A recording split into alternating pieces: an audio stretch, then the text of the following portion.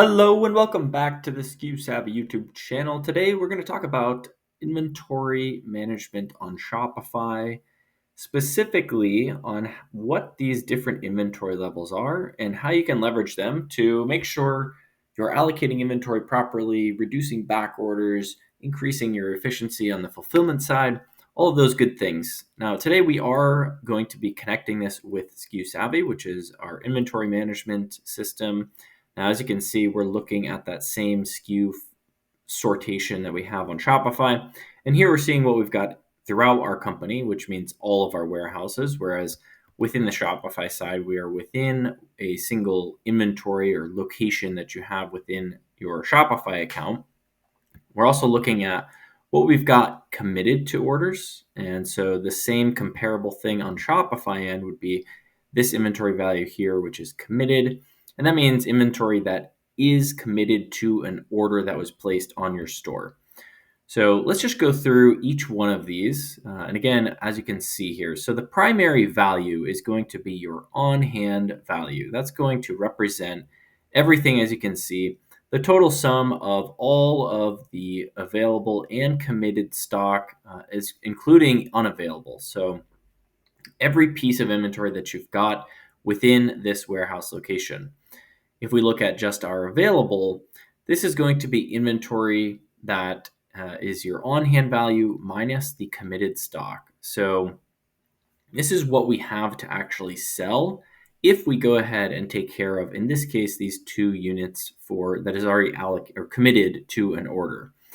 The next one that we're going to go through here is, of course, well, we went through it, committed. So these 2 units here are committed to these orders. And so what you may choose to do is sort this by your committed value so that we're getting the highest to lowest. And in this case, it might be a good idea to say, hey, we should really put together a batch of orders that contain this product and get them out since this has a lot of committed stock.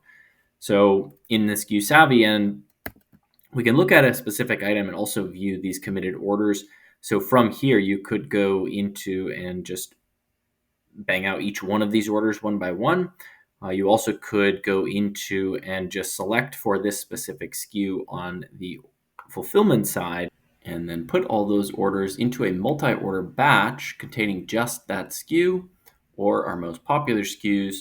That will enable us to get a lot of inventory out the door quickly. So I'm going to bump this up to 50. And as you can see, I already have a default batch filters for my most popular SKUs. You could set these and then consistently get that committed stock out the door faster. So if we go ahead and batch these up, SKU Savvy is going to create a couple of batches, or a single batch in this case, with some of those most popular SKUs that we could go ahead and now fulfill. That will start to clear out committed stock. If we bump over into the Shopify side, the next one that we're going to look at is unavailable, which can be very helpful. And the reason being is that within unavailable, you can see here that for each of these categories, you can designate stock. So we might be keeping a safety stock of, let's say, we want to add a safety stock here of 10 units. That means that when our inventory gets down to 10 units or less, the inventory is going to read as not available, or it will pull the product from being listed on your catalog, just again, depending on what this safety stock level is set at. Now, you may also have realized that you have some damaged product that you need to pull out of your on-hand and available quantities, but you also just want to leave it in because it may be fixed, or you may be able to put a new label on it and it's all set. So these are handy to set aside some stock there. Now, within your SKU Savvy account, if you've gotten one, you can find that within a product, you can set aside inventory as well. Or if you go into a warehouse, we could also mark the position, i.e. the inventory within a bin location. And we could mark a specific bin as non-pickable. So we could use that as a way to still have our inventory available on Shopify, while also just making sure that we're actually not picking that inventory because we want to keep it for a later date.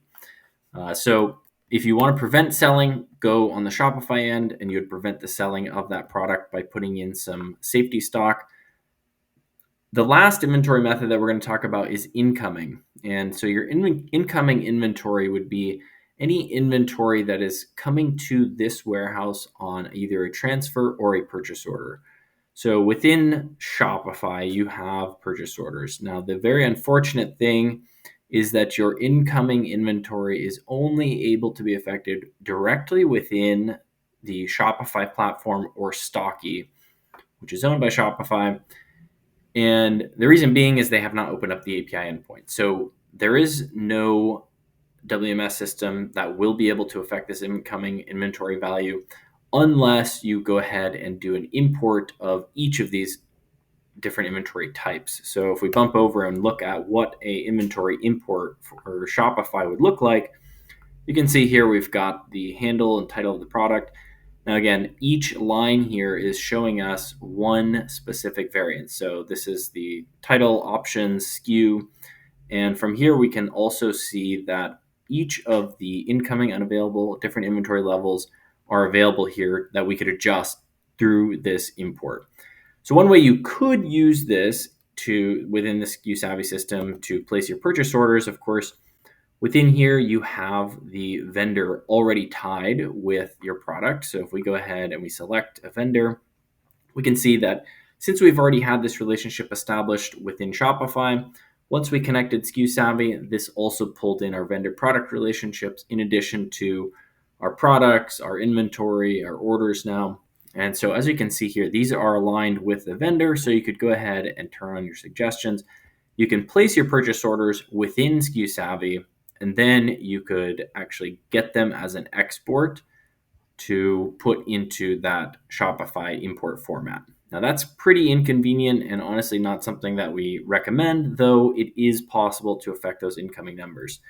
Generally, when someone is using SKU Savvy, we suggest you use the purchase orders within here. That's going to make it very easy to know exactly what you've got on the inventory side, what's committed, expected across all of your inventory catalog, and this is immediately syncing back up to Shopify. Now, if we go back into Shopify to continue looking at our inventory, we can see here that there's a couple of different ways we could use this to start rebalancing or just making sure that we have the right inventory where we need it. Again, I went down and sorted by committed, but we could also sort by available or on-hand levels and seeing what we've got the most of. Now, another way that you could compare this is by pulling an ABC analysis report from within your Shopify store. So if we go to reports and we go over to ABC analysis, we could see here what our top selling products are and then compare that with how many units do we have on hand. So you might just choose to pull this out, the total ending inventory, and then you could start to get a better idea of what you should be ordering more of, what products maybe are moving as fast and we need to do something about. Lots of different ways that you could use that information with your inventory to start rebalancing. Now, if you're trying to do all of that and you are using or looking for a WMS system, SKU Savvy is designed to work directly with Shopify so that all of your inventory is pulled over and you have a streamlined place to manage that entire inventory. So we could see for any given product, what we've got in here on a warehouse level. We could go into each of the individual products and view across our company what we've got, and throughout each of our different warehouses, what kind of inventory and exactly where that is within the bin. Now from here, you could also just come over, make quick adjustments, and again, that's going to send the inventory level back up to Shopify. This also does include automated replenishment for those items which are either in a backstock position or that have some kind of min and max par value that we want to reorder back up to. So as you can see here, we have a max level of 1,000 and there's no suggestion. But if we go down to this product, we can see here that this one does have some quantity, but we generally want to be in a much higher range. So this is making a suggestion here. Kind of automates the entire purchase and replenishment part of your Shopify store. Let's go back into the inventory and just look at a couple of more things here. So if we click in and make an adjustment here, of course, you can add reason codes for the adjustment. We could also dive into a specific product. Let's go into this one, which is going to have a little bit more detail.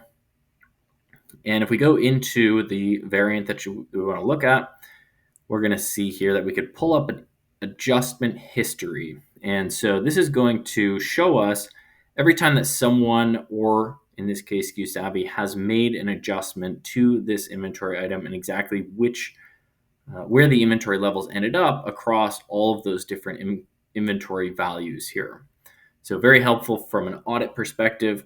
Now, if we go over into the SKU Savvy side, if you're using this for your inventory management, we can look at the detailed logs again, but also we get the ability to filter this down by the type of inventory change that it has occurred from, by which employee made the change, a date range, any kind of reason code that we might have assigned to the inventory adjustment. So if we go to inventory change, for instance, we can see a lot of big movement of inventory here. And we can go through each one of these, make a note to it, as well as being able to just pair up the time of this change with what Shopify is saying if we notice any kind of discrepancies in the logs. So hopefully that's helpful as just an intro way to start managing some of your inventory, being able to use these numbers to your advantage, as well as if you are in the position of looking for a new inventory system, then be sure to check out SKU Savvy over at app.skusavvy.com/register. As always, we appreciate your support on the channel and look forward to seeing you on the next video.